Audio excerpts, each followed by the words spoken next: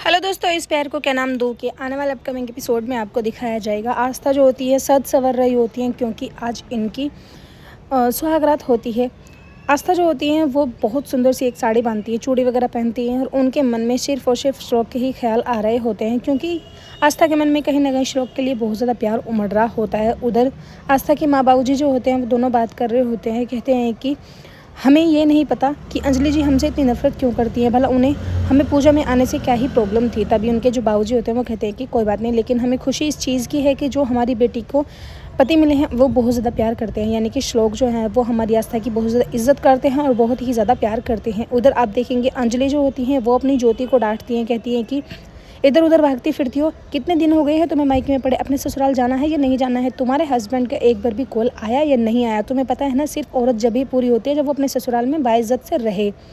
और तुम ऐसा करो, अब यहाँ से जाने की बहुत जल्दी जो है तैयारी करो, कहीं ऐसा ना हो कि आस्था और सोजल जो तुम्हें ताने मारने लगे उसके बाद भी तो तुम अपने ससुराल जाओगी। लेकिन ज्योति जो होती है वो साफ मना कर देती है, अपनी आई से कहती हैं कि हम ससुराल नहीं जाएंगे क्योंकि हमें वहाँ बिल्कुल भी अच्छा नहीं लगता है और ना ही हमारा वहाँ पर मन लगता है। तभी अंजलि जो होती है वो कहती है कि मन लगे या ना लगे, ससुराल में लड़की को अपने पति की हाँ में हाँ मिला के रहना चाहिए और नाट झुका कर रहना चाहिए, तभी उसकी इज्जत होती है और तभी उसका वहाँ पर मन लगता है।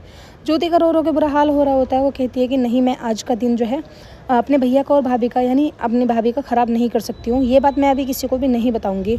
उधर आस्था जो होती है बैठी रहती है कि तभी उनके पास जो श्लोक होते हैं वो जाते हैं। आस्था को देखकर वो एकदम से रोमांटिक से होने लगते हैं और फिर उन्हें हक करते हैं, कहते हैं कि बहुत ही खूबसूरत लग रही हो, कहीं किसी की बुरी नज़र ना लग जाए।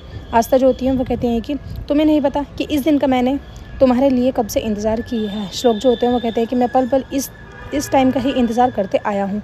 आस्था कहती है तभी तो मैं सब कुछ त्याग के सब कुछ छोड़ के सिर्फ और सिर्फ इस दुनिया में तुम्हारे लिए ही आई हूँ। दोनों के बीच में बातें हो रही होती हैं कि तभी वहाँ पर आस्था ज्योति कहती हैं कि ज्योति आई आती ही होंगे। वो कहते हैं कि नहीं, ज्योति नहीं आएगी क्योंकि मैं उससे मना करके आया हूँ। उधर आप देखेंगे अंजलि जो होती है वो एक ग्लास में दूध लेके जाती हैं और फिर एक भगवान की मूर्ति होती है, कहती है कि सोजल लो इसको पकड़ो और आस्था के कमरे में चलो। जैसे ही आस्था के कमरे में जाती है सोजल, देखती है कि उसका कमरा जो होता है बहुत सुंदर से सजा हुआ होता है। उसका दिमाग तो वहीं से ठनक जाता है कि इसके कमरे के लिए आई ने इतनी अच्छी सजावट करी है और हमें मेरे लिए तो 4 फूल भी नहीं लगाए थे। कि तभी वहाँ पर आस्था आ जाती है, अंजलि के पैर छूती है, लेकिन वो आशीर्वाद नहीं देती है, कहती है कि सिर्फ और सिर्फ मुझे पुत्र चाहिए।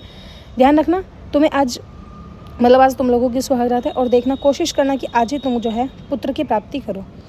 आस्था उस टाइम कुछ नहीं बोलती है, सोजल के जैसे पैर छूती है वो सोजल को बुला के लेके चली जाती है, कहती है कि चलो सोजल तुम्हें हमारे साथ चलना चाहिए। आस्था जो होती है कमरे में चली जाती हैं। उधर सोजल अपनी माँ से कहती है कि आई ने आस्था के लिए इतनी अच्छी साज सजावट करी है, मेरे लिए तो उन्होंने एक फूल भी नहीं लगाया था। वो कहती है कि नहीं मेरे बच्चे, तुझे ऐसे गुस्सा नहीं होना है। उधर ज्योति और उनके बड़े भाई जो होते हैं वो श्लोक का मजाक बनाते हैं, उसे वहीं पर रोक कर बैठ जाते हैं। एपिसोड क्या नहीं ऐसी होगी फ्रेंड्स, आने वाले एपिसोड्स में आपको दिखाया जाएगा। पता नहीं क्या होता है श्लोक को कि आस्था पर स्वागत वाली टाइम पर ही वो एकदम से गुस्सा करने लगते हैं, उनके गले का जो काला धागा होता है उसको तोड़कर फेंक देते हैं। वीडियो अच्छी लगा लाइक करें, चैनल को सब्सक्राइब जरूर करें।